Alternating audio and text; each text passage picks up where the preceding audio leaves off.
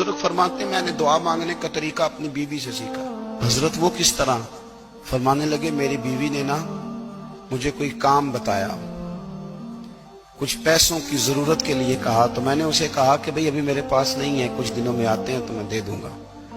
عورتوں کی عادت ہوتی ہے وہ بار بار یاد کراتی ہیں، 2-4 دنوں کے بعد پھر اس نے کہا حضرت وہ میں نے کہا تھا کچھ پیسے، میں نے اسے کہا کہ ابھی میرے پاس نہیں ہے، کچھ دنوں میں ملتے ہیں تو میں تمہیں دے دوں گا۔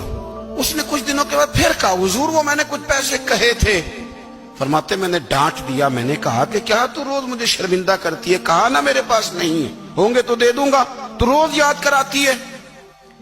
فرماتے ہیں اس نے پہلے تو میری ڈانٹ کو سہا، پھر میرے سخت جملوں نے اس کی آنکھوں میں آنسو پیدا کر دیے، پھر اس نے اپنے آنچل میں اپنے اس دکھ کو سمیٹا، اور پھر اس نے ایک جملہ کہا تو میں رو پڑا، اور مجھے اپنے رب سے مانگنے کا طریقہ آ گیا۔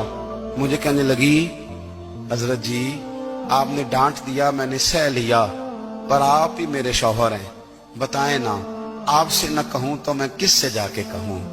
فرماتے ہیں میں رو پڑا، اور میں کھل کے رویا، اور میں تڑپ کے رویا، اور پھر میری سسکیاں بند گئیں۔ تو مجھے کہنے لگی آپ کو کیا ہوا؟ میں نے کہا مجھے بھی دعا مانگنی آ گئی ہے، جب میں اسے کہوں گا نا اللہ تو ہی میرا رب ہے، میں تجھ سے نہ کہوں تو میں کس سے جا کے کہوں؟ میں کیوں کسی بندے سے سوال کروں؟ میں کیوں کسی دنیا دار سے کہوں؟ میں تیرے بندوں کا، نیک بندوں کا وسیلہ لے کے، تیرے محبوب کی غلامی لے کے تیری بارگاہ میں آیا، تجھ سے نہ مانگوں تو کس سے مانگوں؟